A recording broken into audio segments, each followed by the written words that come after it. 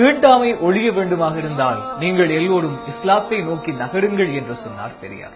ஆப்பிரிக்காவினுடைய மக்கள் பெருமளவு மதிக்கக்கூடிய, அவர்களுடைய உள்ளத்தில் வைத்து இன்றளவும் நினைவு கூறப்படக்கூடிய ஒரு தலைவனாக அவர்கள் என்றென்றும் எண்ணக்கூடிய நெல்சன் மண்டேலா இறந்து போன போது அந்நாடே இடிந்து போனது. மக்களுடைய கவலைகளுக்கும் கண்ணீருக்கும் பெரும் இரங்கல் உரைக்கும் பெருமளவான ஒன்று கூடல்களுக்கு மத்தியில் அவருடைய உடல் வைக்கப்பட்டது. அவருடைய உடலை அடக்கம் செய்வதற்கு எத்தனையோ மரியாதை, எத்தனையோ நாட்டு தலைவர்களுடைய அஞ்சலி என்று பல்வேறு விடயங்கள் நடந்தேறியது. ஏன் நம்முடைய அயல் நாடு இந்தியாவினுடைய முன்னாள் முதலமைச்சர் செல்வி ஜெயலலிதா இறந்த போது கூட அதேதான் நடந்தது. அவருக்காக தனியாக ஒரு சந்தனப்பில், தனியான ஒரு சமாதி, ராணுவ மரியாதை, வானம் நோக்கி சுடப்பட்ட துப்பாக்கிச் சூடுகள் என்று பல்வேறு மரியாதைகளோடு ஒரு நாட்டினுடைய முதலமைச்சர் என்ற வகையில் அவர் அடக்கம் செய்யப்பட்டார். அண்மையில் சவுதியினுடைய முன்னாள் மன்னர் அப்துல்லா அவர்கள் மரணித்த போது என்ன நிகழ்ந்தது?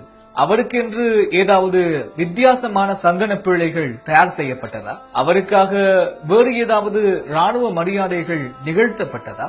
அவருக்கென்று தனியான ஒரு அடக்கத்தளத்தை அமைத்து இன்றளவு மக்கள் அங்கு அஞ்சலி செலுத்திக் கொண்டிருக்கிறார்களா? அல்லது அவருக்கென்று வித்தியாசமான முறையில் இறந்த பின்பு நடைபெறக்கூடிய அனுஷ்டானங்கள் ஏதாவது இடம்பெற்றதா?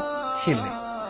இது 1400 ஆண்டுகளுக்கு முன்பு இறைவனால் அருளப்பட்ட மார்க்கம். எழுத்தளவில் உள்ள சட்டங்கள் என்றால் அதை செல்வந்தனுக்கு ஒரு வகையிலும் பாமரனுக்கு ஒரு வகையிலும் மாற்றிவிடலாம். ஆனால் இது இறைவனின் சட்டம், என்றென்றும் மாறாது. எல்லோரை போலவும் அவரும் தூக்கி சுமக்கப்படுகிறார். எல்லோரையும் அடக்கம் செய்யக்கூடிய அதே தளத்தில் தான் அவரும் அடக்கம் செய்யப்படுகிறார். இஸ்லாமியன் இறந்த பின்பு நடைபெறக்கூடிய அதே வணக்க வழிபாடுகள் தான் அவருக்கும் நிகழ்த்தப்படுகிறது. வித்தியாசமான எந்த தோரணங்களும் கிடையாது, கண்ணீரஞ்சலி போஸ்டர்களும் கிடையாது. துக்க தினமாக நாட்டினுடைய பொருளாதாரத்தை முடக்கும் அளவில் எந்தவிதமான விடுமுறைகளும் வழங்கப்படும். இது நபிகள் நாயகம் போதித்த மிகப்பெரிய ஏற்றத்தாழ்வின்மை.